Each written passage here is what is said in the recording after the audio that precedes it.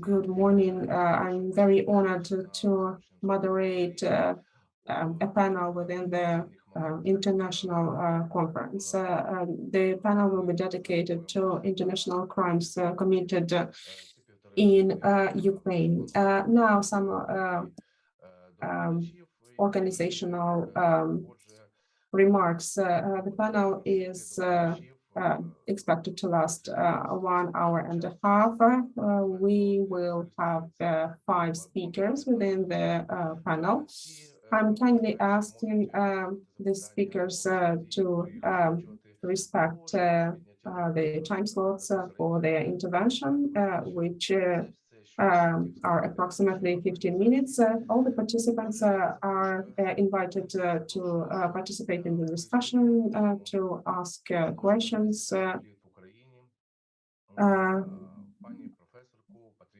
And I'm very honored to invite the very first speaker of our panel, Professor Patricia Jabek from the University of Warsaw. Thank you very much for being here, and we give the floor to you. Thank you very much for the invitation, and I have an honor to open the first married panel. My job is to start with this crime, which was considered as the most serious one, as Nuremberg Tribunal explained us that without wars of aggression, probably we wouldn't have a majority of other crimes which are committed during the war. But the prosecution of crime of aggression is not an easy task, and I would try to flag at least a few of them and trigger maybe discussion later. First thing which I wanted to stress is that in order to prosecute crime of aggression, we need to start from aggression, so aggression of the state.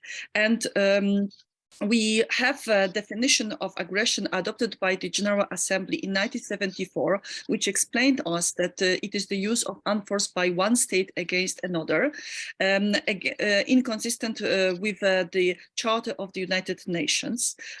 We know that the resolutions of the General Assembly are not binding, but this resolution is now considered as reflection of customary law, and by this fact is binding on the state.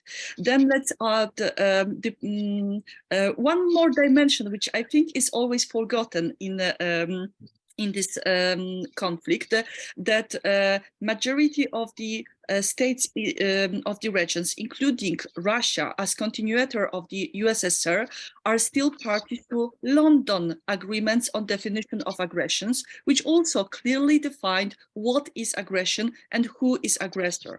So I think that at least in Central Eastern Europe, there is common understanding what is aggression and how we should understand it. Of course, what is raised sometimes, it is the problem of the statement of the Security Council, whether in particular situation we have aggression or not. We know that we will not have this kind of resolution in case of the Security Council, having in mind the most probable veto of Russia. However, we need to mark the resolution of the General Assembly from 2022, where the General Assembly clearly stated that aggression against Ukraine was committed. That's why even if still we don't have international court which could deal with crime of aggression, national courts based on this statement can conduct investigation, as they can take as granted that there is a general on international level statement that aggression was committed. So it is not about to make statement about the fact, the actions of another state, as some facts are already agreed. However, if the criminal proceeding would start, any court, international or national, cannot exclude the possibility for the accused and their defense team to consider circumstances precluding wrongfulness. That's why all those statements of Russian authorities justifying this special operation, even if we treat them as lies or as as misuse, abuse of law, they need to be dealt very carefully. One more thing, many times in the discussion about aggression, crime of aggression, I hear that we try to refer to the Rome Statute. However, this part of the Rome Statute, which deals with the crime of aggression, is not applied to the situation in Ukraine. And that's why, having in mind regional norms in national criminal codes, I'm convinced that we should rather apply Nuremberg standard, so the Nuremberg understanding of the crime against peace, than the current understanding which we observe in the Rome Statute. And there is a huge difference between those standards, as for example, in Nuremberg, what was needed is to prove that we had a war of aggression. And I would like to remind you that this was the reason why, for example, actions against Czechoslovakia or against Austria in Nuremberg Tribunal were not treated as crime against peace. However, in subsequent proceedings in American tribunals, this attitude was changed. In case of the ICC, the focus is on acts of aggressions. But why I'm stressing this difference? Because in my opinion, aggression started in 2014 from the annexation of Crimea. However, from the perspective of the criminal prosecution, we could have doubts whether this annexation, as it was not linked with the war as such, could be really prosecuted. But for sure, we can talk about the war between two states from 2022, or maybe earlier, having in mind the effective control over separatist troops after 2014 in eastern Ukraine. Also, please have in mind that if we talk about responsibility for the crime of aggression, we don't talk only about responsibility of the Russian authorities, but also of Belarusian authorities, which puts their territory at the disposal of the Russian aggressor. If we make a statement that aggression by the state was committed, then we go next to the responsibility of individual persons from the crime of aggression. And here we need to stress on international level that all those who are affected by this conflict, not only Ukraine, Belarus, Russia, but also all other states of the region, they have in their criminal codes provisions concerning prosecution of war of aggression and of propaganda of war of aggression. Therefore, the national laws are prepared for the prosecution of this crime. Within aggression, of course, different acts of aggression can be committed. So that's why we need to, when we would identify those whom we want to prosecute for the crime of aggression, we can separately investigate their involvement in separate acts of aggression. Please have in mind that there is not only initiation, preparation of the war of aggression criminalized, but also waging of the war of aggression, conducting war of aggression. This means that if aggression includes occupation, which is result of the illegal invasion, those who are involved in the occupying authorities also could be prosecuted for participation in the crime of aggression. There is also the focus on the leaders when we talk about crime of aggression. However, it's not clear how we should shape contours of these leaders, who should belong to the circle of power. Having in mind those proceedings which we had in post-war period, we could observe that it was really very detailed analyzed to what extent particular people had impact on the shape of the policy in reference to particular acts of aggression. So we need to avoid a trap in which, for example, Polish courts were caught after the Second World War to not analyze the whole Russian or even Soviet relations with Ukrainian people, but in the criminal proceedings, we need to focus on the role of particular people with particular acts of aggression, which are part of the war of aggression.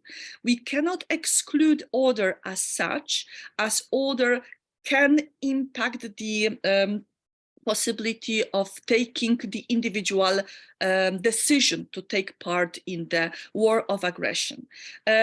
Please also have in mind that that we do not only criminalize war of aggression, but also propaganda of war of aggression. So all this policy of disinformation, of encouraging to conduct crime of aggression, it could be also criminalized by national courts at least. What kind of obstacles, challenges we have?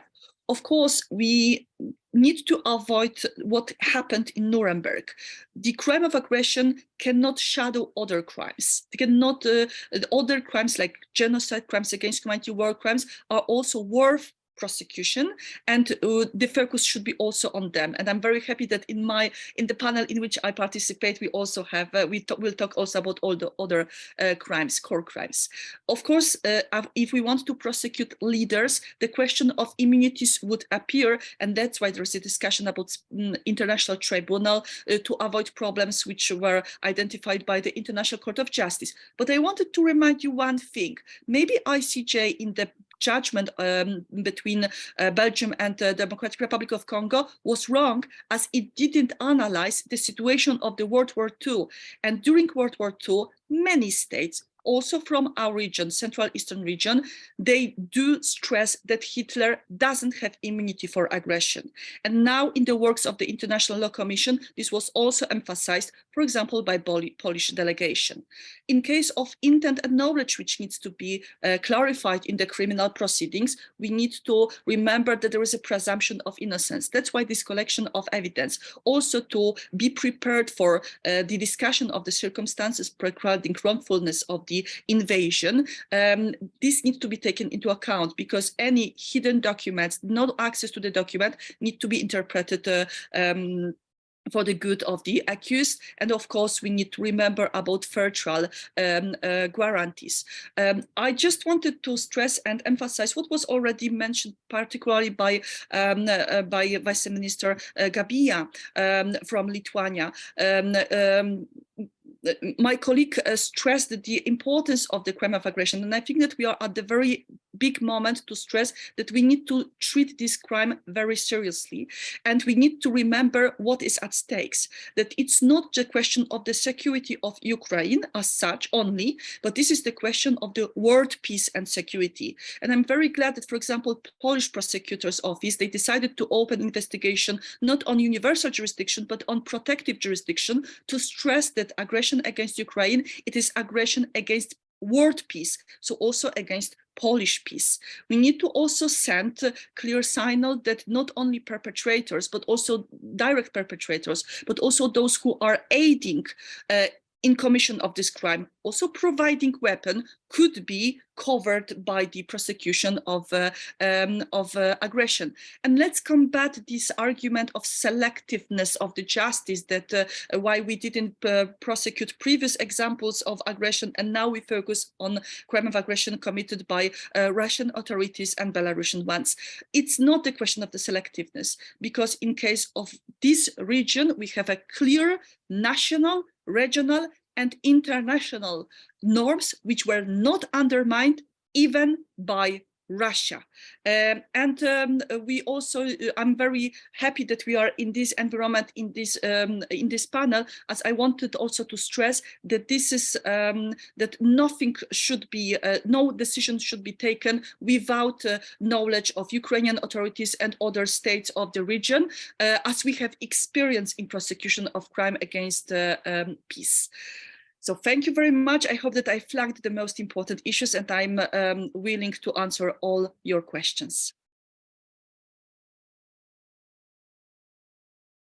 Дякую, пані Патрісія. Thank you so much, dear Patricia. Thank you for a very information-intense intervention. I guess we'll have a discussion at the end of our session, and then we'll do it. So stay tuned. Now I give the floor to Professor Konstantin Zadoya, the professor of the Kiev Taras Shevchenko National University. His intervention is dedicated to war crimes committed in Ukraine. Дякую. Hello. Thank you, dear organizers, for making this event happen, and thank you for giving me the floor. For me, it's a very huge honor here. I'd like to mention that what I will be speaking about, because speaking about crimes committed by Russians in the territory of Ukraine, it's a very much well aware people fact that people are well aware of, and that's happening 24/7 and all the world is watching. However, in my opinion, a very serious challenge is whether there is proper legal address and proper legal response in Ukraine. When in 2017 the Ukrainian court for the first time provided an judgment in war crimes case, and I wrote a comment about it and mentioned a couple of critical points, because in my opinion, in this judgment, there were serious legal mistakes related to application of international law. And then for quite some time, I have imposed a self-embargo in terms of the criticism of Ukrainian jurisprudence. I didn't want to throw oil on fire, but given the fact that it's more than 10 years, the war and the full-scale invasion for over a year, unfortunately, in the jurisprudence from decision to decision, I see legal mistakes related to international law. And I don't see a perspective for such sentences to stop. So, in my opinion, I think there is no law. It's no longer reasonable to keep silent. So, what am I speaking about? First of all, it's disregarding international law. It's not taking international law seriously and manipulation of international law. I will give you specific examples of specific sentences how these mistakes happen, and now I'd like to say why those mistakes matter, why they need to be set straight and corrected. It's not 1945 when the courts, the post-war Europe that were considering war crime cases, when giving a sentence, they just gave a full stop that wouldn't be subject to objection. And these sentences couldn't have any further evaluation at the international level. Now we've got a different situation, and Ukraine is bound by the obligations of the European Convention of the Human Rights, and each convicted for war crimes in Ukraine can complain to the ECTHR and can pose a question as to whether his rights were violated. For example, Article 6 or 7 of the ECHR. Ukraine has obligations under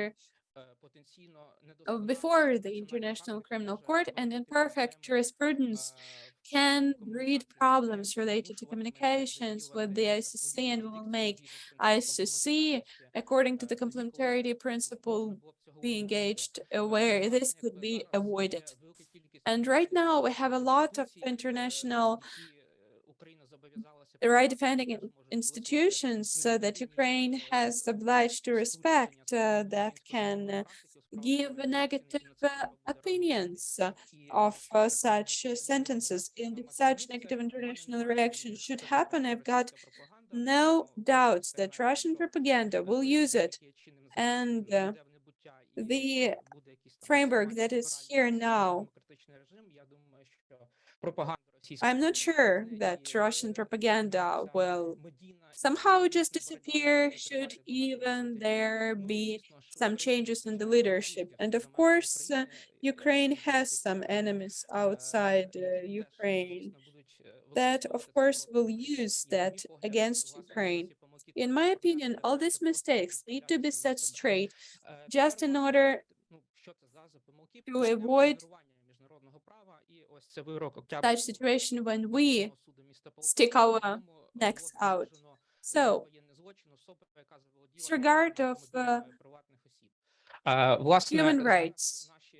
Right now, our courts prosecute the war crimes based on Article 438. You see the text in Ukrainian and in English. It has so-called blanket nature, and unfortunately doesn't have a catalog nature as, for example, Article 8. And together with Ukrainian and international colleagues, we have jointly exerted efforts to change it, but irrespective of the fact that there were some changes in 2021, it still hasn't been signed by the president, and we have what we have. But of course, courts need to use this valid provision of the criminal law. And here we see that in the final conclusion, the ultimate conclusion, any action under this article has to be the violation of the laws and customs provided for the recognized international treaties passed by the Verkhovna Rada of Ukraine.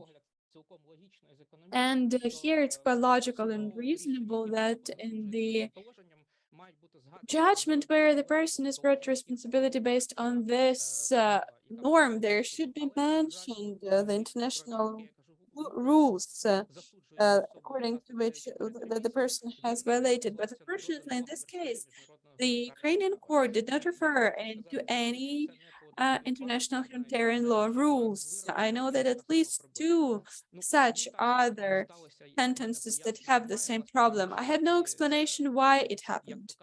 And as I say to my students, it's just a flat out mistake. A more serious issue is not taking international law seriously. It's a little bit metaphorical, but still. Let's take the Patalevo District Court of Poltava region case.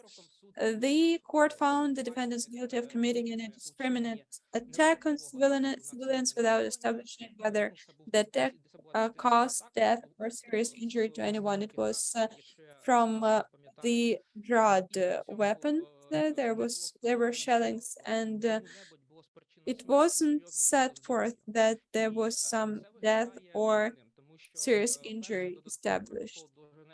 It's quite strange because the first additional protocol to the Geneva Conventions ratified by the Verkhovna Rada of Ukraine, that is, it has been confirmed by the Verkhovna Rada that says that such indiscriminate attack is a violation if it caused death or serious injuries to the health. It would be logical that if we base ourselves in interpreting Article 438 for valid treaties, then we would think that the punishable act would only be the act that leads to death or serious injury. Напади невибіркового характеру, вони караються, вони визнаються воєнними злочинами згідно Римського статуту самі по собі, безвідносно до їх наслідків. So if we check the Rome Statute, we will see that massive shellings shall be considered as war crimes as such, without being related to any other deeds. I wonder whether the judge understood that. I have serious doubts about that. I guess he is not even aware of these indiscrepancies existing between the old international instrument and the Rome Statute. So, справа про російського військового. Another case I would want to draw your attention to is a so-called Shashamarin case. I think it is known abroad. So the Russian serviceman Shashamarin, when passing through a settlement in Ukraine, Shashamarin shot dead Ukrainian civilian. In that case, part 2 of Article 438 was applied, which envisages liability for the violation of laws and customs of war combined with homicide. So the judge who adjudicated in that case, the judge stated that Shishamari mistakenly believed that the civilian was intending to report whereabouts of Russian troops. However, according to the international rules and according to international law, so such actions can be interpreted as taking part in hostilities, because indeed that Ukrainian civility could have been a military reporting on the whereabouts of Russian troops. In the meantime, Article 50 of additional protocol says that if there is doubt whether a person is a civilian or a military, a serviceman, status of such person should be interpreted as a civilian. So that's what should have been highlighted by the judge. Besides, Article 30 of the Rome Statute says that a person may be accused of war crimes if an action was committed with intention. However, it has not been proved by court, that it hasn't been established by court whether the soldier Shishamarin was acting deliberately and with intention or not. Besides, if we assume that when applying Article 438, we comply with additional protocol 1, we also so we should understand that we will need to apply the same approach towards Ukrainian soldiers. So if we deem that shooting before establishing whether for sure whether a person is a civilian or a military person is punishable, then it should be applied to Ukrainian soldiers as well. So this is like the reverse side of the medal. The next case, which is in the focus of attention, is the case of a person who was recruiting people to military service in the temporarily occupied territories. It is a crime.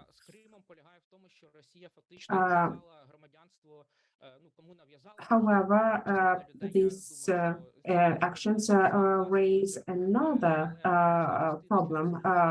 So once recruited in military service and once taking part in hostilities, combatants are protected by the Fourth Geneva Convention. However, such protection applies to combatants of the enemy state. So the protection does not apply to Ukrainian citizens in this case. However, we are facing a problem of many former Ukrainian citizens having Russian citizenship because they were forced to do so. We are talking about inhabitants of Crimea and territories which have been temporarily occupied since 2014. In my opinion, we need to interpret citizenship a bit wider in this situation, because we need to establish whether Russian citizenship was acquired by such people are under pressure or not, and whether they remain loyal to Ukraine while being forced to take part in hostilities against Ukraine. Масового насильства, яке коїлося на території України, і от всі ці Now, in the retrospective, starting from the beginning of the 20th century and up to 1991, a lot of crimes against Ukrainian people have been were committed in the territory of Ukraine without being properly punished, not to mention the скільки воно мало бути насправді. processes, the Nuremberg process and some І не propaganda related processes in respect against those responsible for Holodomor. So what I'm trying to say is that бо там, ну, наші ж там діди і there батьки. has been no culture of punishment for crimes. We are now shaping this culture for ourselves, but also for our children and grandchildren, in order to avoid situations where in the future they might have an idea that Russians can be forgiven for their crimes. Thank you. Thank you, Professor Zadoya. The floor goes now to Professor Shepitko of the National University of Kharkiv. Thank you, Justice Fomin. Thank you very much for having me here. I will welcome you on behalf of the Ukrainian section of International Association of Criminal Law, and on behalf of the Sunflower Project, which has been established after the full-scale aggression of Ukraine by the Russian Federation.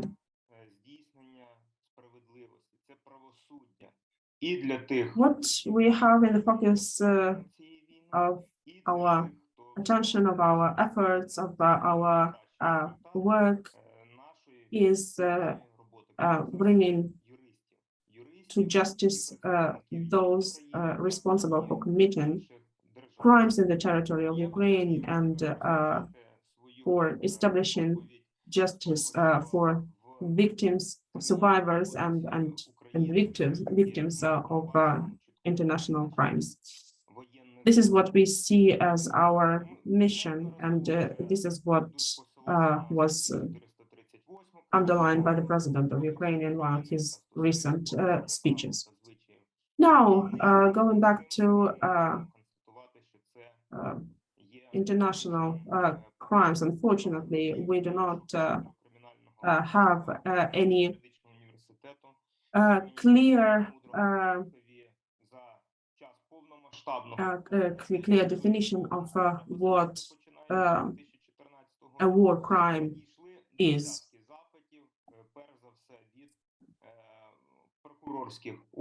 Our university have received dozens of requests from law enforcement authorities, including from the Public Prosecution Service, about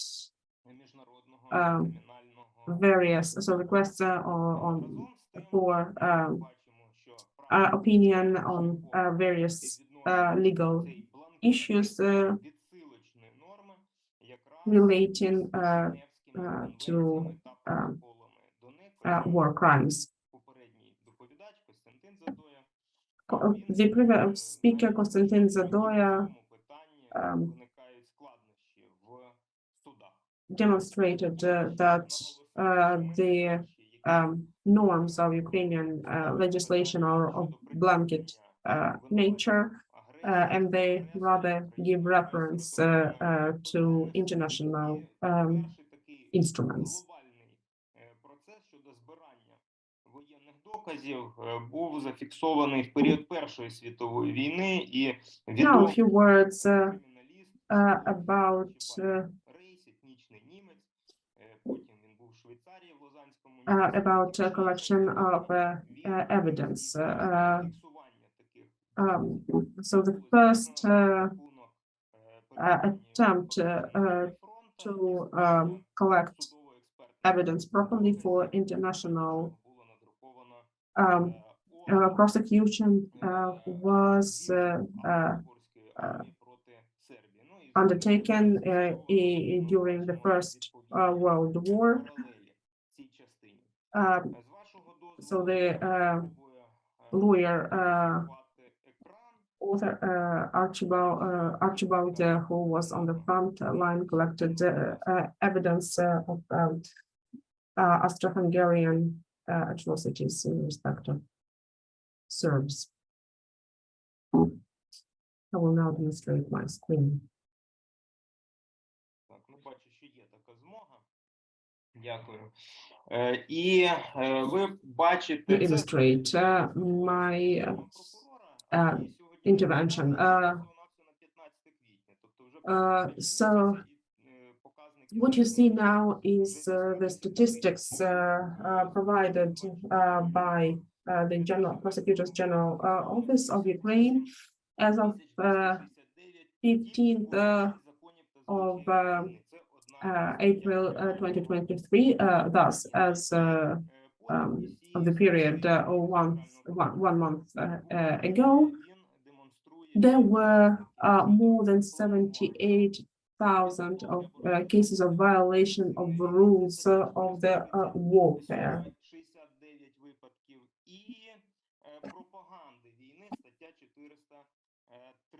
There were 69 cases of planning and preparation of waging of an aggressive war, which is Article 437.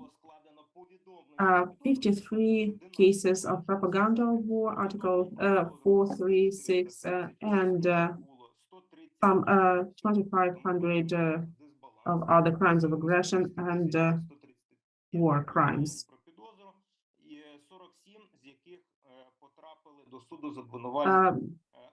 So now a bit more statistics. Some 130 notifications of violation of rules of the warfare were recorded.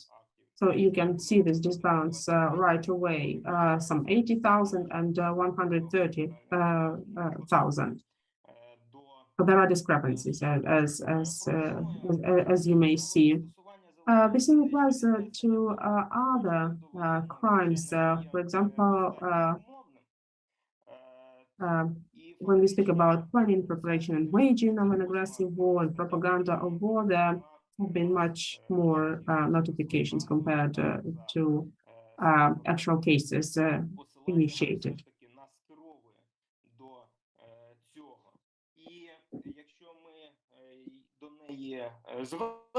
Now, if we look at Article 438 of the Criminal Code of Ukraine, we can notice, we can see the following components, which are cruel treatment of prisoners of war of civilians, second, expulsion of the civilian population for forced labor, three, looting of national values in the occupied territories, fourth, use of means of warfare prohibited by international law, fifth, other violations of the laws and customs of war, and sixth, issuing an order to perform such actions. And here I had to state that the Geneva Conventions do not cover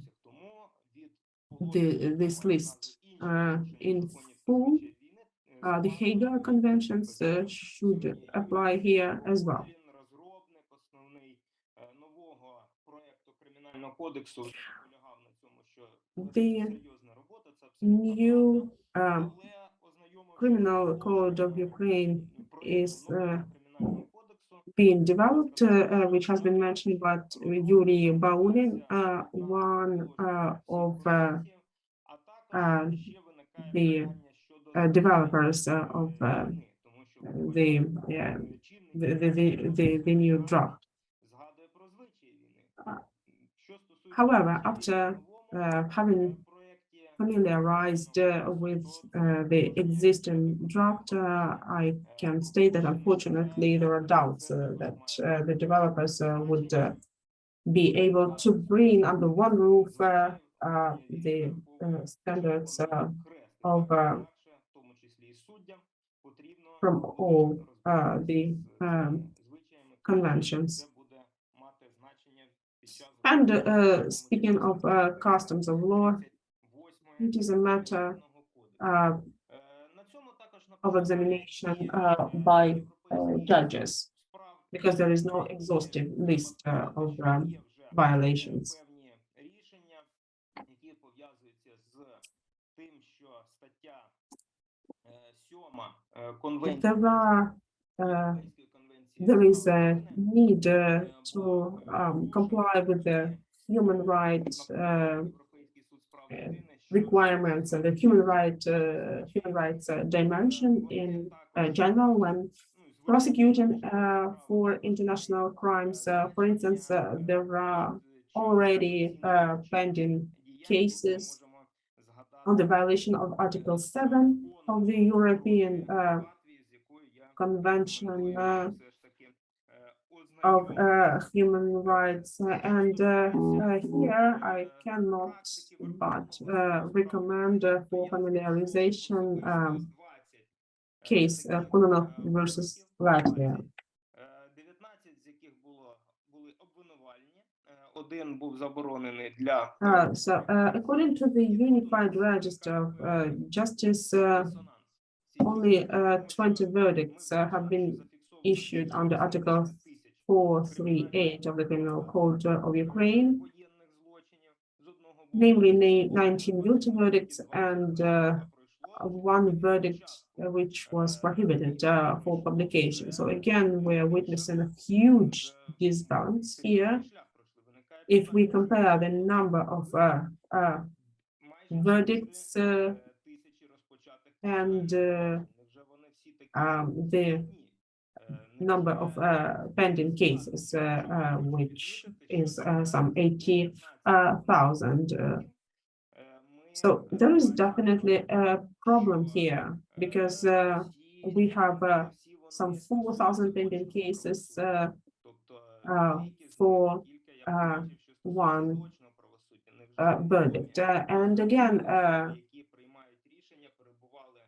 even with those, with the existing verdicts, we have some problems internationally with such verdicts because many of them were issued in absentia, which may give rise to problems in the future.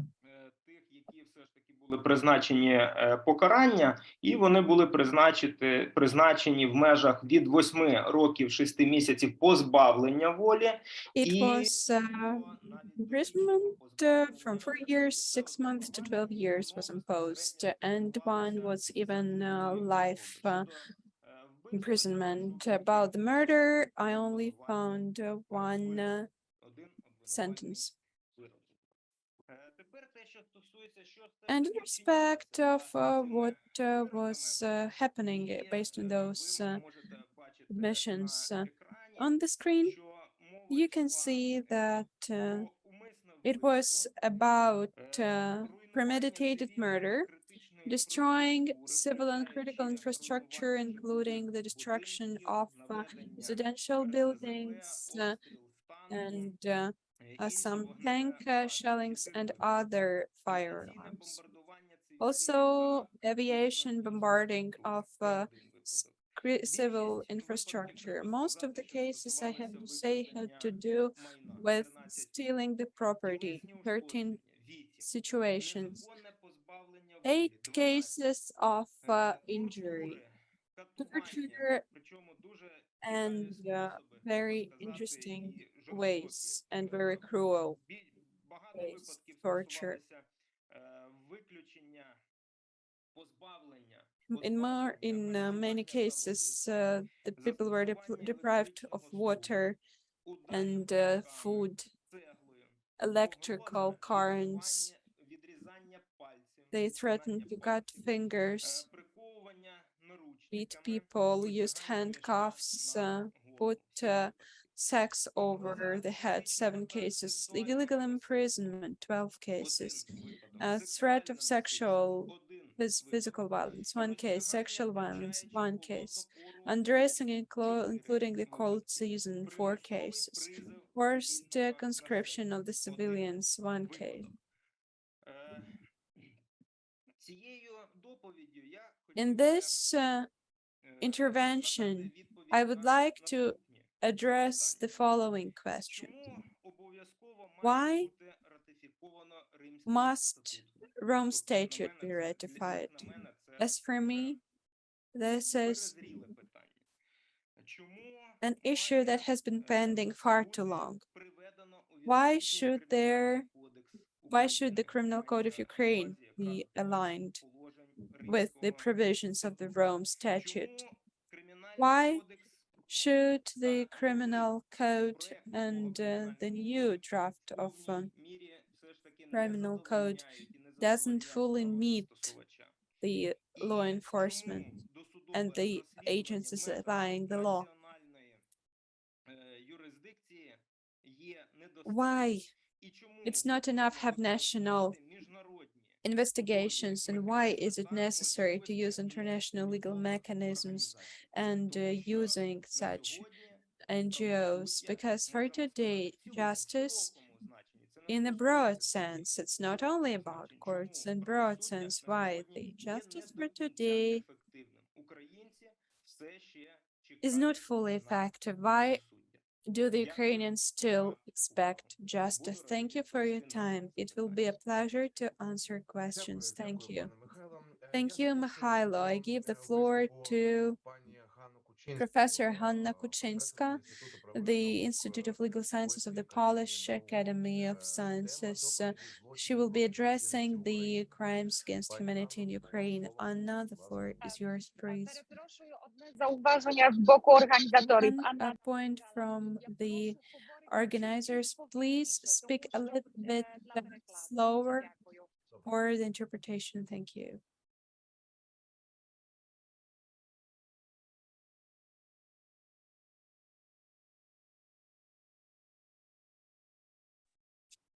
Good morning, everyone, distinguished guests. I hope you can hear me and see my presentation. Yes, it's all good. Okay, thank you very much. It's always better to make sure. I'm going to talk today about crimes against humanity in Ukraine. But since the time is restricted, I will just focus on 3 problems connected to crimes against humanity, committed only during the Russian aggression on Ukraine.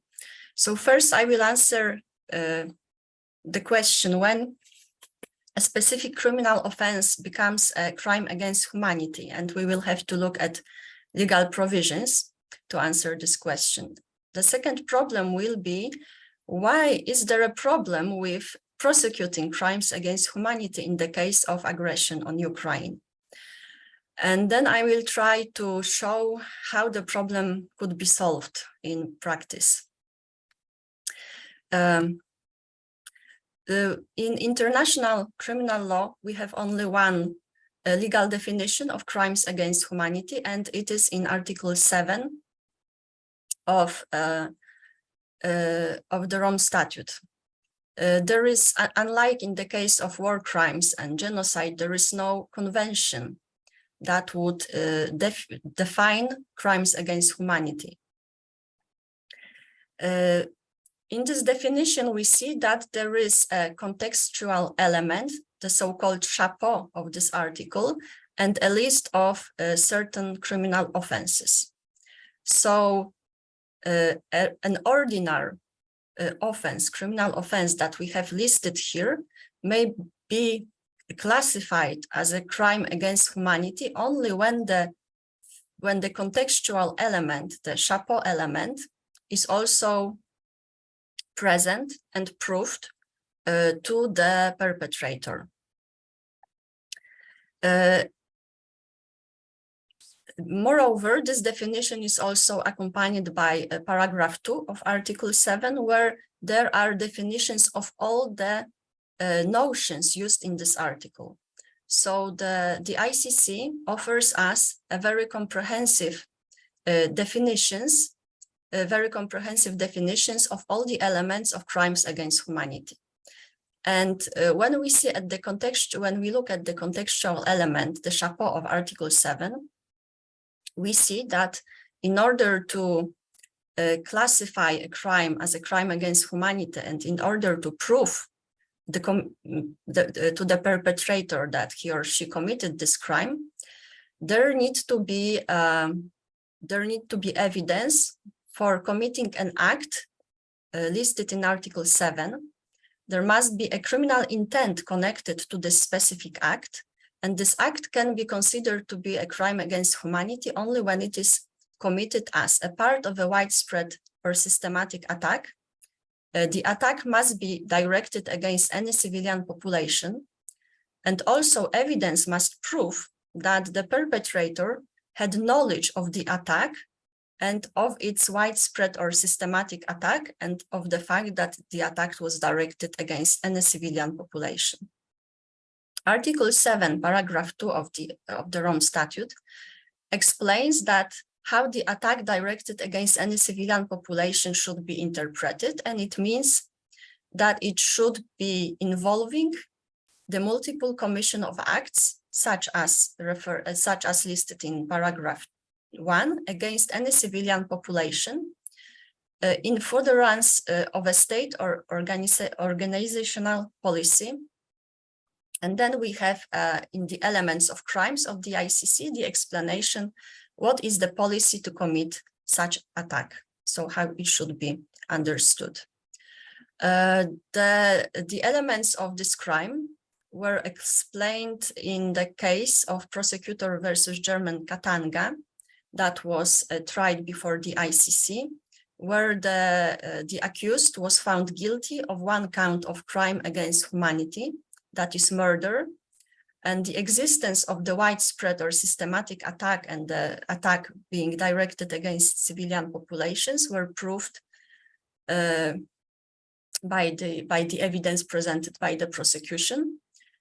To make things less clear, this precise case of crime against humanity, that was an attack on a village, was also considered and classified to be a war crime. And I will come back to this problem later.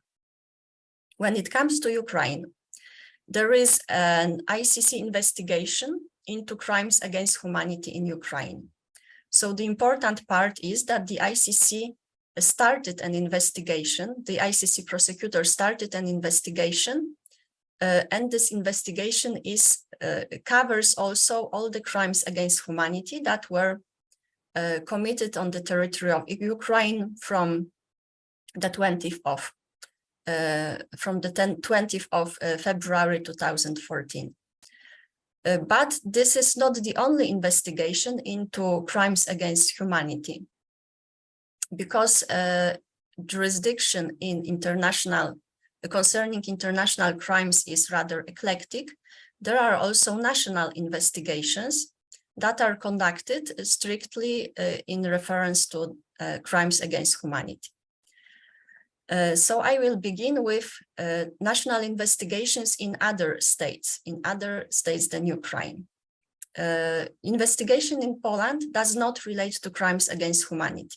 According to the public statement that the National Prosecutor's Office made, it relates to only two types of crimes, crimes of aggression and war crimes that fall under applicable articles of the Polish Criminal Code. At the same time, in other European states, investigations into crimes committed in Ukraine relate also to crimes against humanity, as in Germany, where it is based on the laws of on the German Code of Crimes of International Crimes. Such investigations are also conducted in Lithuania, Latvia, France, and even Canada. When it comes to grounds for jurisdiction, the states use either the principle of universal jurisdiction or the protective principle or the passive personality principle, as in case of France particularly. So they look at the nationality of victims. So we see that there are lots of investigations on many levels that are conducted right now in the cases of crimes against humanity. But there is a problem with the Ukrainian investigation into such crimes, because there is no definition of crimes against humanity in the Ukrainian Criminal Code. The bill number 2689 has been mentioned many times today, and I will mention it once again because there, in a draft form, there is a definition of crimes against humanity, but the bill has been not signed by the president. Ukraine has no definition in the criminal code, and therefore it cannot prosecute such crimes on a national forum. There is a question, is it possible, perhaps on the basis of international law or customary law? And some parts and some types of crimes against humanity can be prosecuted on the basis of international conventions that have been ratified by Ukraine. But there would be a problem with direct application of norms of an international treaty before national courts, and Ukraine has no practice in this area. The principle of nullum crimen sine lege would have to be considered if it's possible to look for elements of crimes in an international treaty. It could be possible to prosecute crimes against humanity on the basis of customary law provision, but there is no possibility provided in the Ukrainian constitution, because unlike the Polish constitution, for example, Ukrainian constitution does not refer to the possibility to prosecute on the basis of jus cogens, customary law provisions. So we see that there is a problem with prosecuting this crime before Ukrainian authorities. The third problem that we see here is with, I will go back to this slide, with finding evidence for a widespread or systematic attack and for a specific state or organizational policy, and for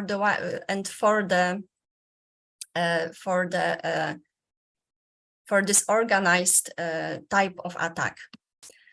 And therefore, so far, it was easier for all the states and for the ICC as well to prosecute war crimes. The two arrest warrants that have been issued by the ICC refer to war crimes, not to crimes against humanity, although the elements of crimes could be considered to fall into the definition of Article 7 as well, not only of Article 8. And my point is that the contextual element would be appropriate to be proven by the use of digital evidence. So from the beginning of the aggression, and even from 2014, there is a lot of digital evidence available online in open sources. And this evidence, when it is gathered and verified and assessed together, can be used to prove the contextual element of crimes against humanity. So my point is that the available open sources evidence can right now prove the massive scale of attacks, the territories of the attacks, multiple commissions of acts, massive civilian harm. They can also prove existence of a state or organizational policy and systematic patterns of the attacks. They can also prove that the perpetrators acted with specific knowledge and intent, since it is quite popular to write about own criminal acts on social media. And such evidence is being gathered by various NGOs. We will be talking about it during the next session. So I will just concentrate on crimes against humanity and the way to prove them. Because various NGOs not only gather and store such digital evidence, but they also verify the data, and they present reports that could prove the committance of a certain criminal act that could be considered a crime against humanity. And I will just very shortly present such reports that are available online. They are available not only in the form of report, but with all the data that were used to prepare this report. I think the most famous right now is the Conflict Observatory. It's a NGO supported by the US Department of State, and it presented multiple reports, such as about Ukraine's crop storage infrastructure and its destruction by Russian forces, the Kiev falling into darkness when it was proven how the Russian attacks were directed against Ukrainian infrastructure in order to destroy electricity and heat during Ukrainian winter. There is also a report of Mariupol's destruction, where we can consider whether a crime of urbicide, killing of a city, can be considered to be a crime against humanity. And it is a very wide and interesting topic. Unfortunately, there is no time to focus on this topic, but the intentional destruction of Ukrainian cities is a fact. And the Russian attacks, massive attacks, and which are executed in a pattern, specific pattern, can be also considered to be a crime against humanity. There is also a report on extrajudicial detentions and enforced disappearances in Kherson Oblast from November last year. Extrajudicial detentions and enforced disappearances are also one of the elements of crimes against humanity. And the important thing is that these reports are ready to be used by procedural authorities, because they have all the metadata stored and explained. Here is a very short, I'm not going to explain how the reports were, and how the data were gathered, but I will just very quickly present the methods of verification used by the experts working for the NGOs that make the materials credible for the court, when the court would have to face the necessity to assess the evidence if they are credible and important, relevant for the case. So the court has all the materials ready, as well as the prosecuting organs. And the important thing is also that these materials can be used by the ICC and national prosecutors' offices as well. And the persons who prepared such reports can be called as witnesses or experts, whatever form it would seem to be applicable. There are also multiple other NGOs that prepare such reports, and there are just some of them. And the last point is that the artificial intelligence investigations are considered during this conflict because the amount of digital evidence is so big that it is very hard to find the proper and important evidence concerning a specific event, a specific act of that could be considered to be a crime against humanity. And it is possible that algorithms could deal with this data and find evidence that are related to a specific event. And we can see that the Office of the ICC prosecutor also considers the possibility that algorithms could become a technological tool that could enhance the ability of the ICC prosecutor to investigate available online digital evidence. So my thesis is that the digital evidence and the reports presented by NGOs can really help in practical terms with investigating crimes against humanity, proving this most difficult element to be proven, that is the character and massive scale of the attack. Going to conclusions, we could see that there is a problem with prosecuting crimes against humanity on every level. So before national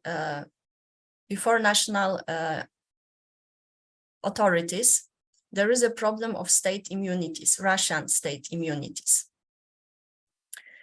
Although it is possible to conduct trials in absentia, so without the accused, if some certain rules and procedures of the European Union are fulfilled. Before Ukrainian investigation authorities, there is a problem with nullum crimen sine lege principle and immunities as well.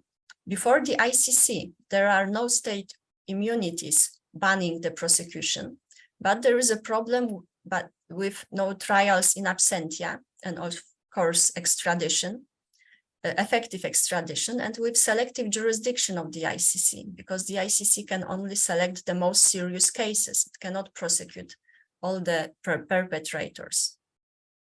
And there is also a problem with this, that it is easier to prosecute war crimes than crimes against humanity, because war crimes seem to be more technical. You just need to prove the existence of the act and the intent of the perpetrator. The contextual element doesn't have to be proven.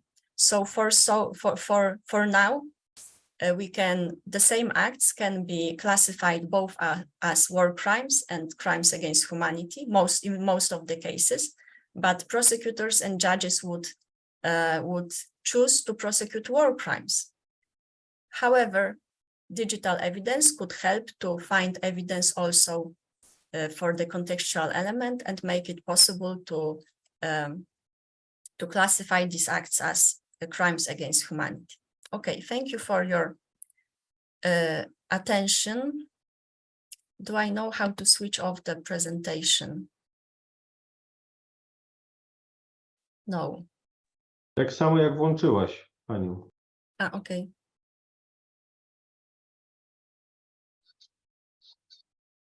Thank you. Thank you for your attention. Так, дякую вам, пані Ганна. Дякуємо. І я надаю Thank you, Hanna. професору В'ячеславу Тулякову. I now give floor to Professor Vyacheslav Tulakov from the National University Odessa Law Academy. I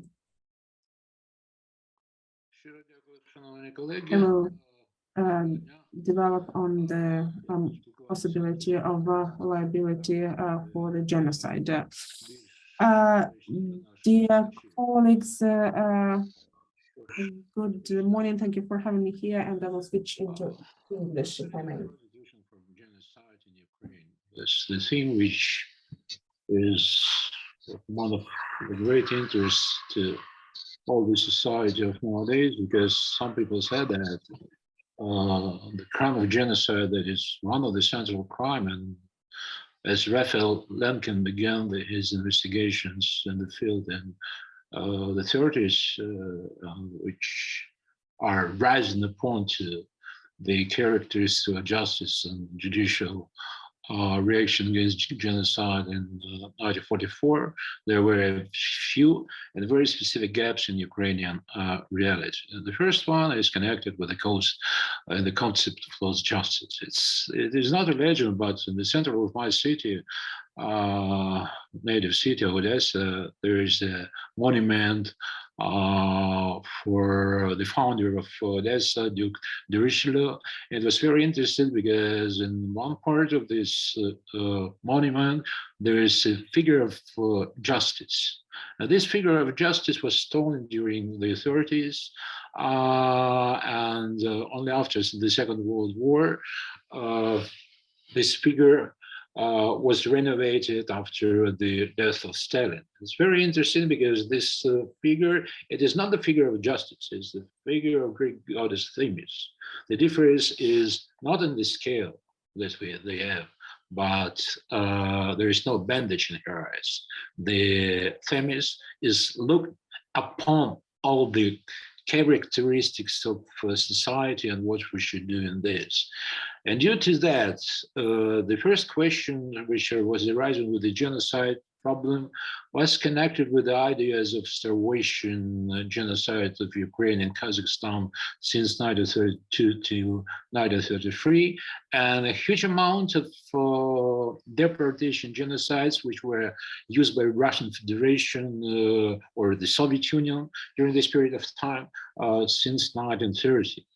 The question is that we have a symbolic decision of our court regarding the Holodomor, and now you know that Belgium, France, a huge amount of other countries recognize the Holodomor as the genocide of Ukrainian people. But what we have to do in the situation of war in Ukraine now? From one point of view, it's very interesting because only a year ago, well, the early warning project, which has to analyze the question of characteristics of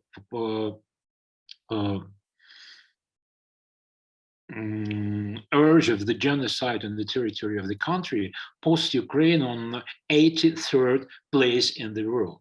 And only in 1 year, we have a huge amount of war crimes, crimes against humanity, crimes against national authorities in the territory of Ukraine. These are the statistics of nowadays by Office of General Prosecutor of Ukraine of 18th of May of 2023, a day ago. So we could look at it and we find that more than 87,000 crimes of aggression and war crimes were registered. Crimes against children, main case of aggression of Russian Federation is connected with the representatives of 651 representative of this country.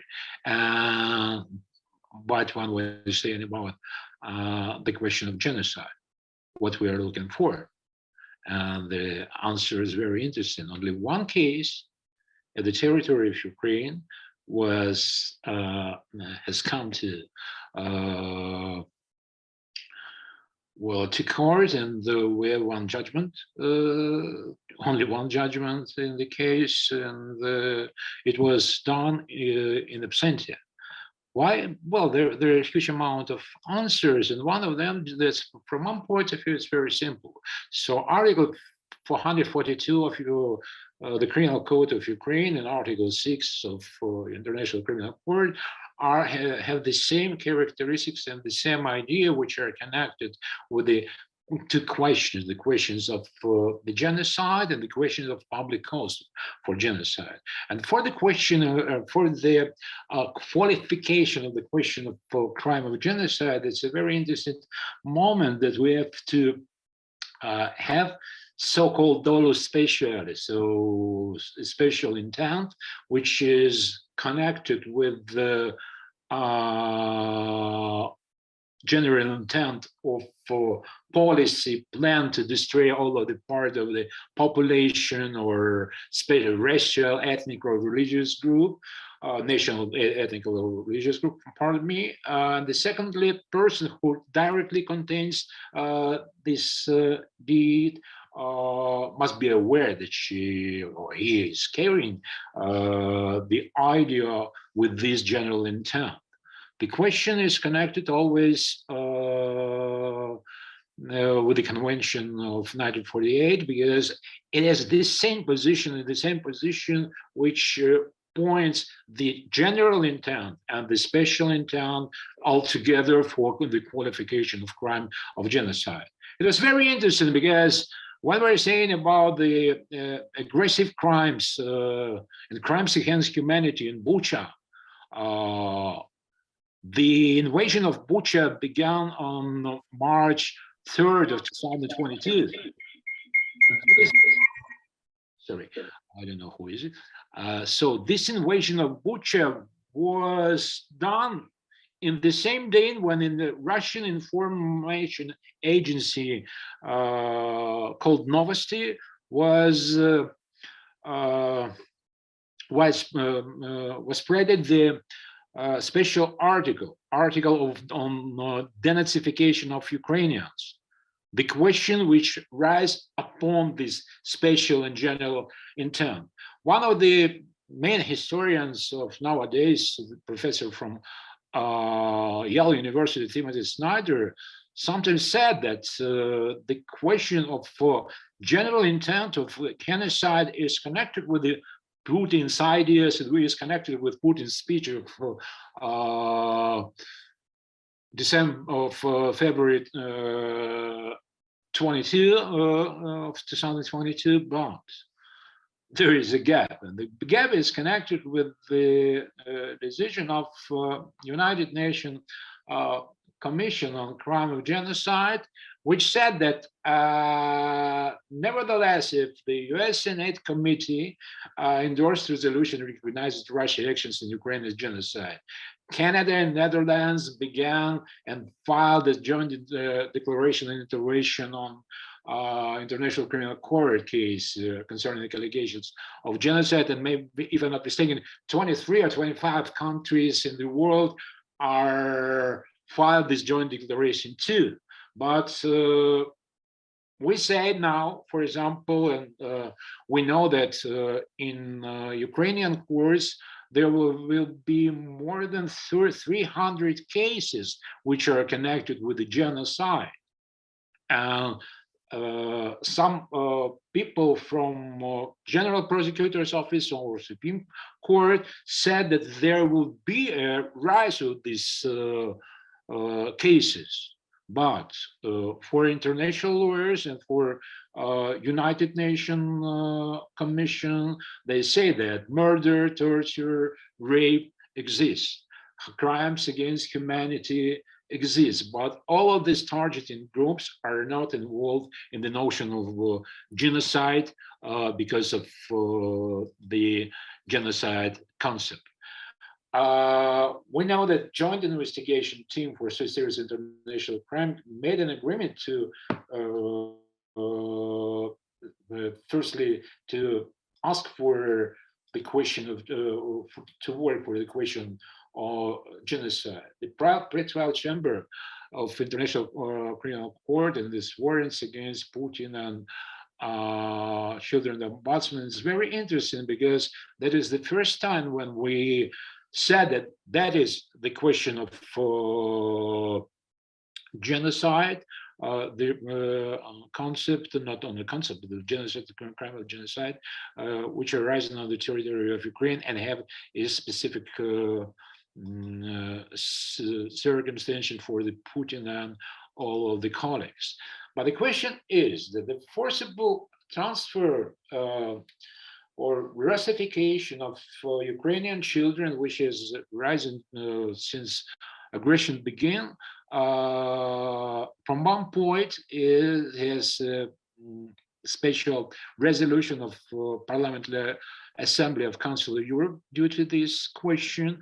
And the people said that the case against Putin could involve not only separation from parents, but holding hostages in summer camps, re-educating, or, for instance, of wars and so forth. From the other point of view, we know that Russian lawyers have said that sometimes it is not planned genocide, but it is a kind of a special mission to prevent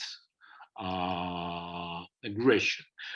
One of the counselor of International Criminal Court said that the call for genocide in this situation, it is the main implication of the call of intent for genocide as a whole and should be prosecuted.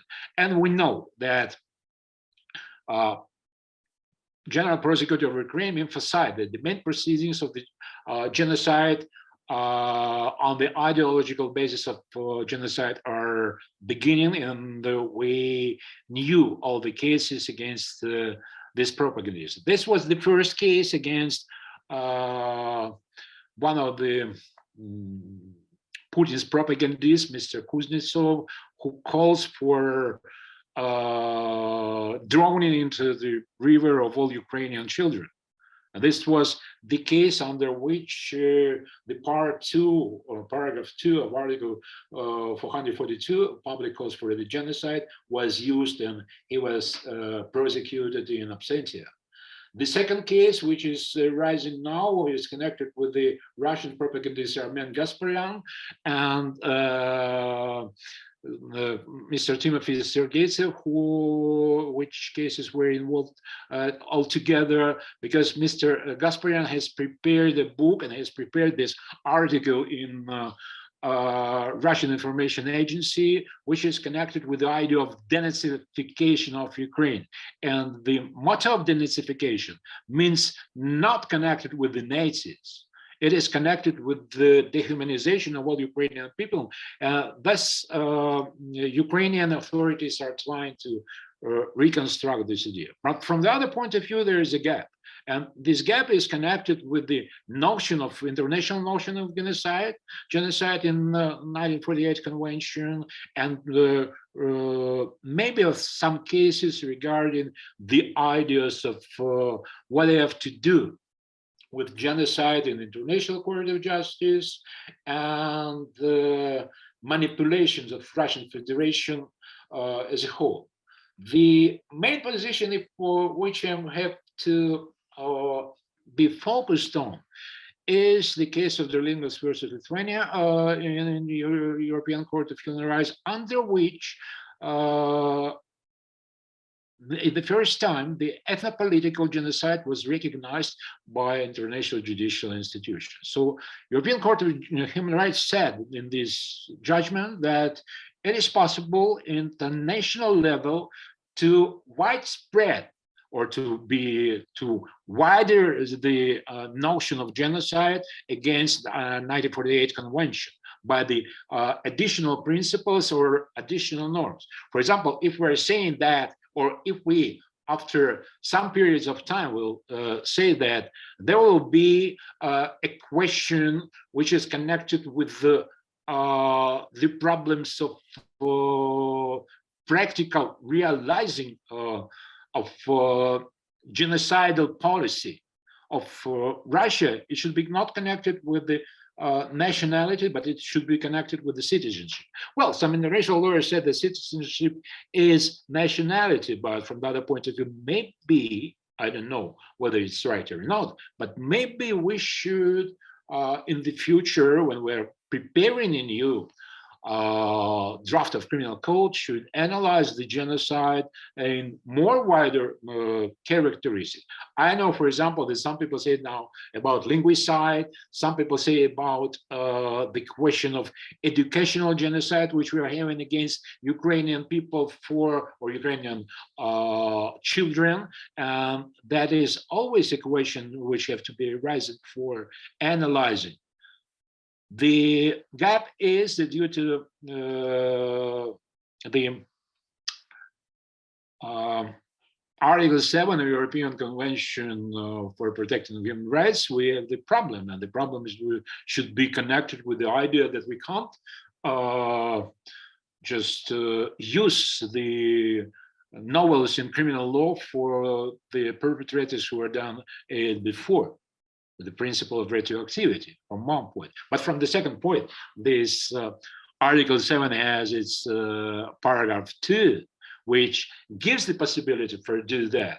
And there's a very strict moral argument for it, which is connected with this recommendation of Committee of Ministers, which said that crime is wrong against society and individual rights of victims.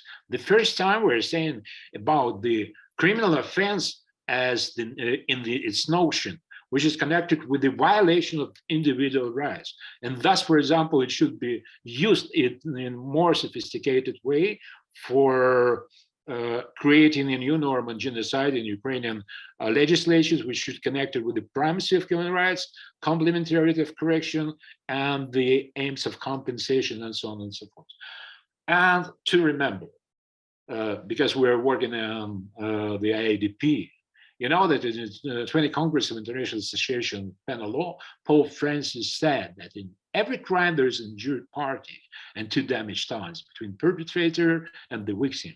So justice for victims should be with open eyes. And that's, for example, for me, it should be the question of which should be raised. And only one big point, which is not connected with the main ideas, but is direction for Professor Shepitko arguments during this session. The question of international treaties and substantial national law. Maybe, I don't know whether it's right or not, but maybe it should be useful to create an addendum to Criminal Code of Ukraine, in which all international treaties should be complemented, which should be working or not. For example, the question of universal jurisdiction is in contradiction with the United Convention of the Law of the Sea. And it is a typical situation when the privileged regimes or special regimes of universal or protective jurisdiction should be used under special international agreement. Thank you very much for listening for me. That is the end. Дякую, велике дякую. Thank you so much, dear colleagues. Now let's go over to discussion. We understand that the time is short and will not hold up the participants of the following session. Let me please read out a question from Natalia Lavanichenko. So she would like to hear the position of the speakers about perspectives of investigating the crime of aggression and bringing to responsibility. She reminds that according to Article 437 of the Criminal Code of Ukraine, the State Security Service is investigating two criminal proceedings for aggressive war, one 2014 and other from 2022. In those criminal proceedings, tens of thousands of persons are recognized as victims, and she would be grateful. So if Natalia is somewhere here, she would like to comment her question about the perspectives of investigating international crime of Russian aggression and bringing persons to responsibility. So again, the prospects of investigating the international crime of Russian aggression and bringing perpetrators to responsibility. What are the prospects? Let me try. I see that there are no persons willing to start. Maybe someone would like to add here. I'd like to mention that we need to draw a line between the points related to international jurisdiction and national jurisdiction. Our bodies, first and foremost, prosecutor's office and investigators record those proceedings, in particular related to the conventions that are They are not only based on the criminal code of Ukraine, but also the conventions. But here we must say that not all the issues have been dealt with from the standpoint of jurisdiction, whether it's enough to have the ICC in this regard, whether it can exercise its powers, because Ukraine insists for today on creating a separate tribunal. And here maybe that is why it's so important to give such materials collected to one of the courts. And I see that Patricia Chabak would like to add. Yes, I also wanted to give the floor to Patricia, because I see that there was a question from Olga Udovichenko, and Patricia mentioned that she's ready to say something. So please.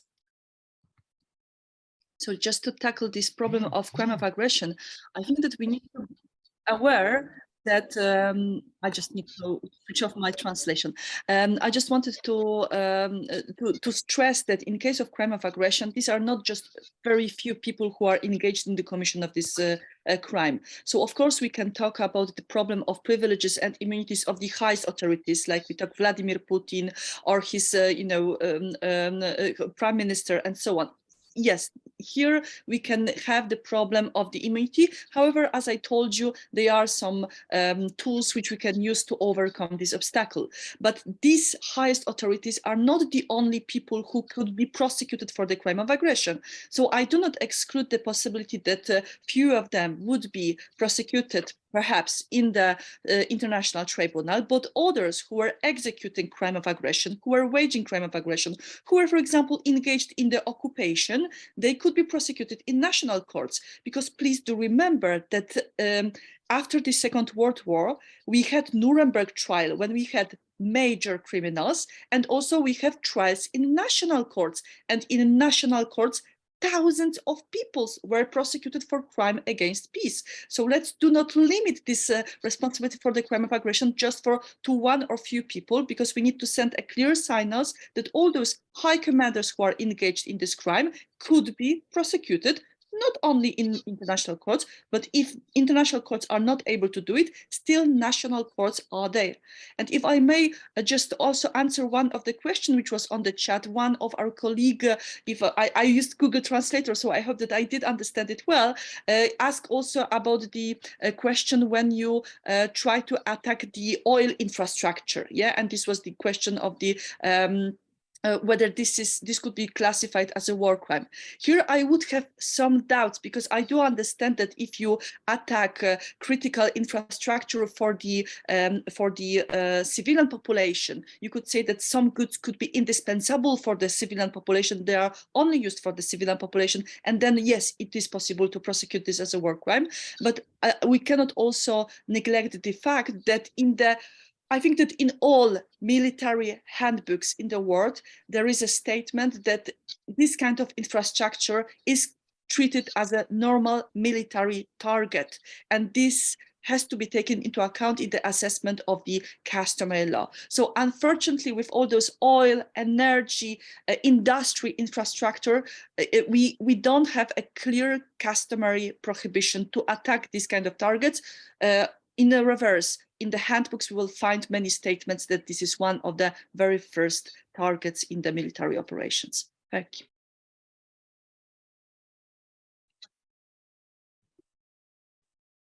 Дякуємо за відповідь. Thank you so much for your answer.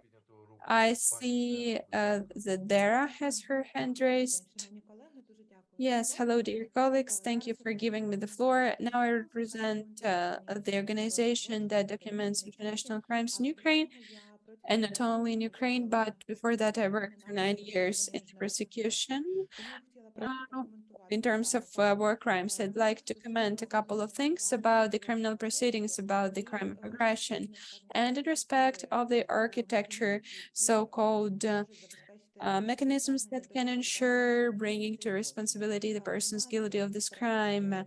Preliminarily, we looked in this question. There are different definitions based on the Rome Statute and on our criminal code, and respectively national bodies, investigative bodies, they were to then limit themselves to the top leadership of the the aggressor state. Moreover, such purpose was to record all the crimes committed within the full-fledged aggression. When there was a question of legal qualification that is within the legal criminal proceeding, it was the most thing.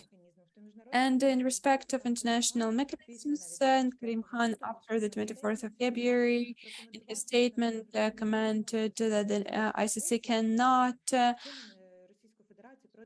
look into the Russian aggression against Ukraine, and the position because of some legislative gaps. And the idea was that we cannot limit it within the national mechanism, and we need specific international mechanism. That's why the special tribunal was very much advocated for. Also, Olga Vdovchenko asks about cases pending in the Grand Chamber of the Supreme Court. The question is about the persons committing a crime in Article 4 through 7, that is planning, waging, and carrying out the war of aggression. How can we better qualify the actions by the commander of the Western military circuit? Because on the one hand, he was waging the war of aggression, on the other hand, he gave orders on using such ways of conducting the war.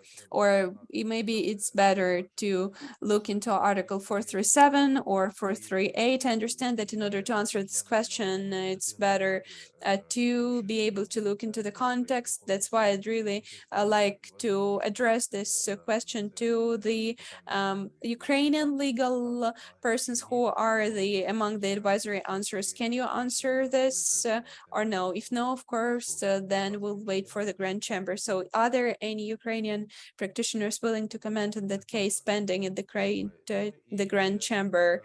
I don't see any for now. So are there any questions?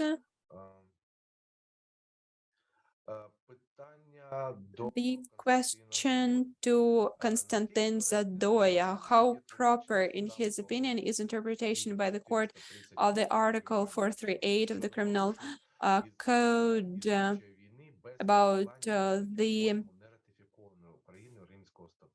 non-ratified crime, non-ratified Rome Statute, or that has direct connections to the Geneva Protocols, or interpreted based on the provisions of these acts. So what better be used, protocols or Rome Statute?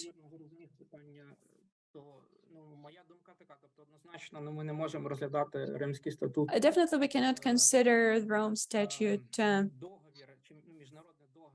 as the treaty, the provisions of which provide for the laws and customs of the war within the meaning of the Article 438. That is, the Rome Statute cannot be the legal basis for criminal prosecution for Article 438. However, we can use the Rome Statute as a projector that would highlight on the IHL violation that could be considered serious violations. For example, for now. And the example that we heard on indiscriminate attack, when according to the additional Protocol 1 that was ratified by Ukraine, and their violation of which is that violation of the laws and customs of war. the ones that are confirmed by the Parliament of Ukraine. But as I mentioned, the protocol says that the serious violation, a serious war crime, is only indiscriminate attack that caused death or serious injury. Here, I'd approach this question as follows.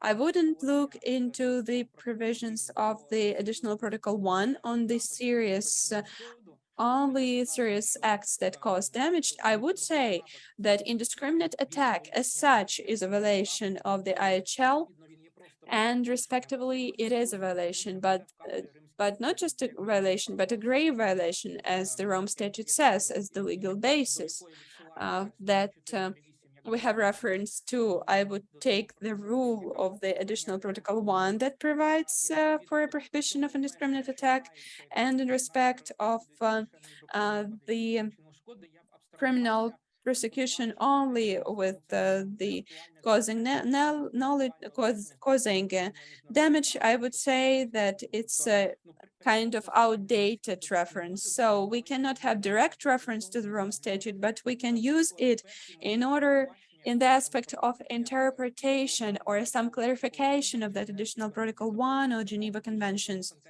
And in that more difficult context, we need and should use the Rome Statute. Thank you. I see that there are no further questions, Mikhailo. I'd only like to give a smart comment to continue what Konstantin said. I think that we have to use the Rome statute. I have to agree here with Konstantin. The jurisdiction has been recognized, but when using both the Geneva Conventions and the valid legislation, we need to take into account the Rome Statute. I would put it this way, that we need to take it into account, because especially I'd like to mention it here in the situations where these criminal proceedings there is a plan to transfer them to the international bodies, and we cannot exclude it.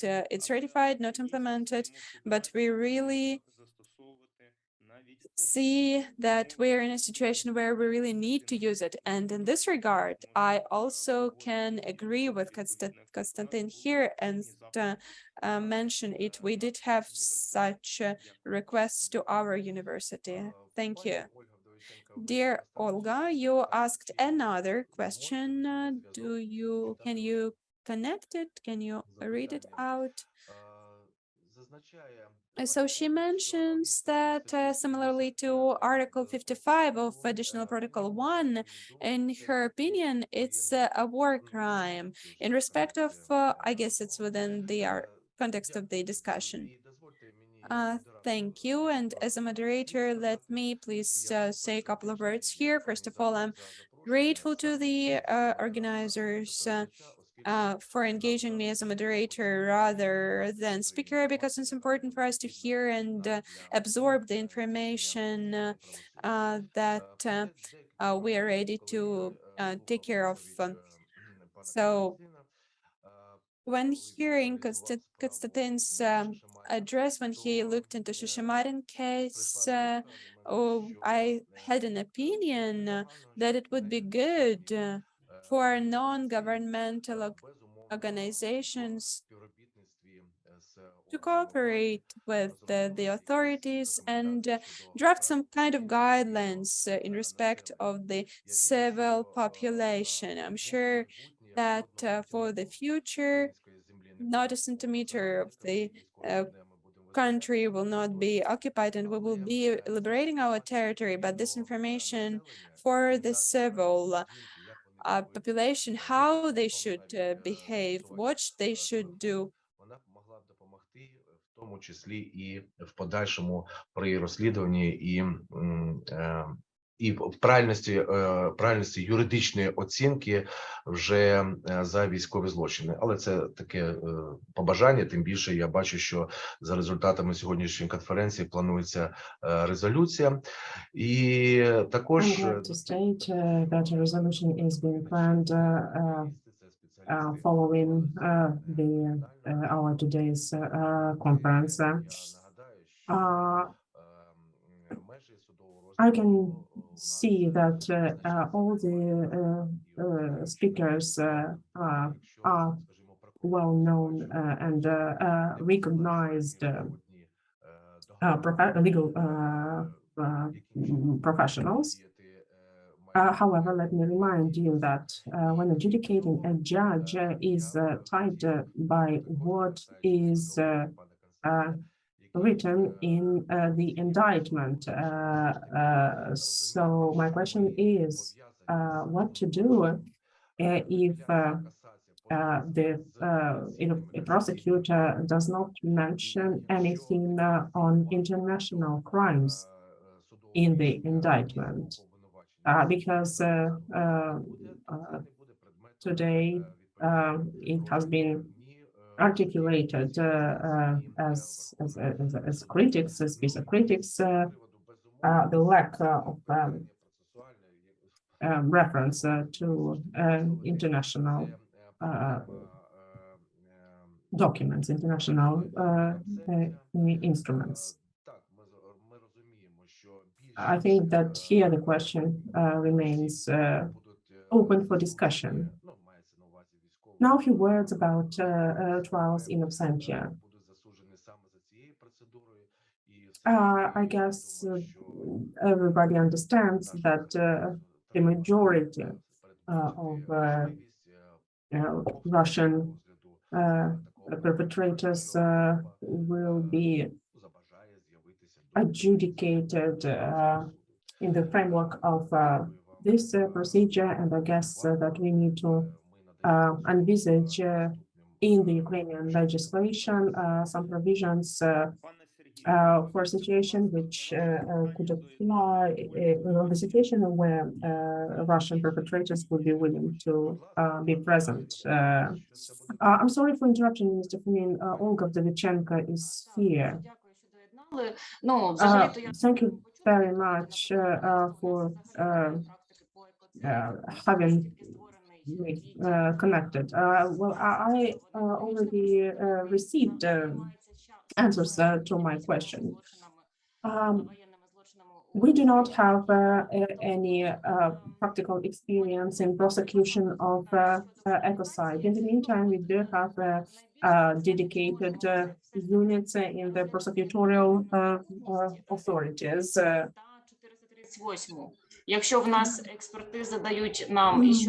My current question is whether we can prosecute for ecocide under Article 438.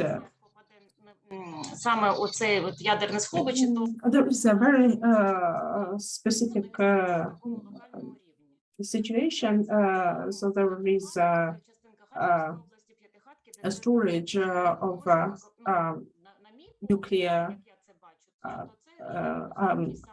articles and some nuclear goods, and the area is under constant shelling, and if shot, then we may have Chernobyl there.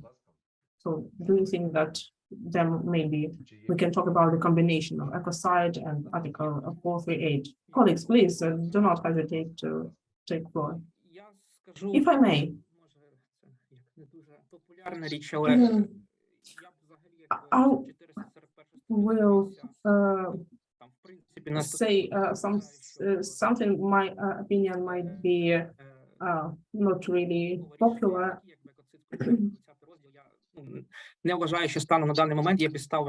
But I will still articulate it. In my opinion, ecocide should not be considered an international crime. And I think it would be an exaggeration to have ecocide included in Chapter 20. There is an active discussion around ecocide being recognized as international crime.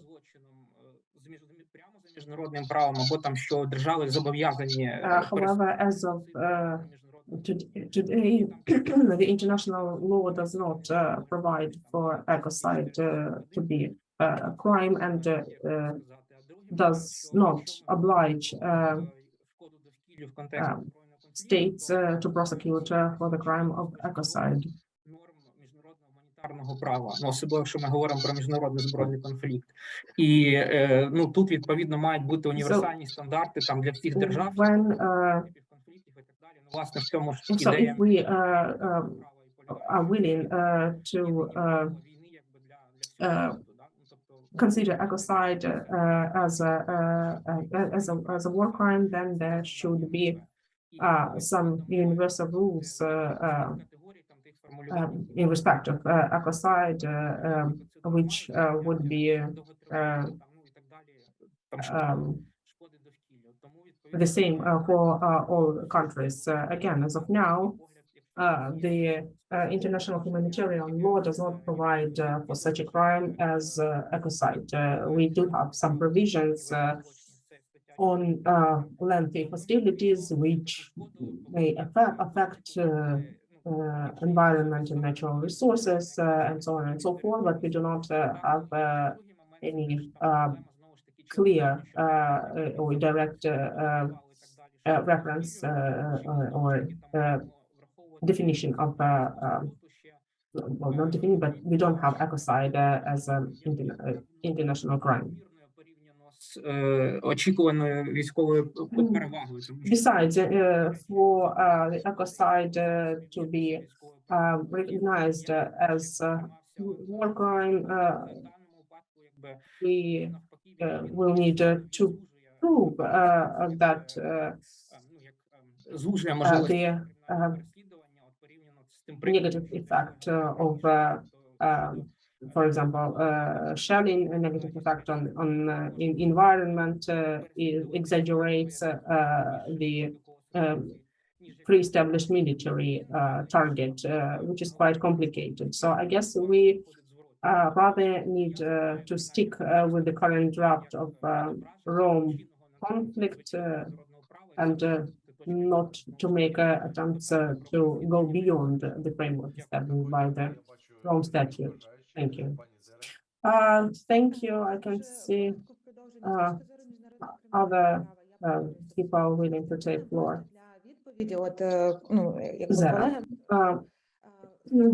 I fully agree with Konstantin from the standpoint of the international humanitarian law. But we need to prosecute and adjudicate here and now, so we just need to decide clearly whether we choose international path or we stick with the national legislation and proceed within the framework of the national legislation. So there should be consistency, because if we go with one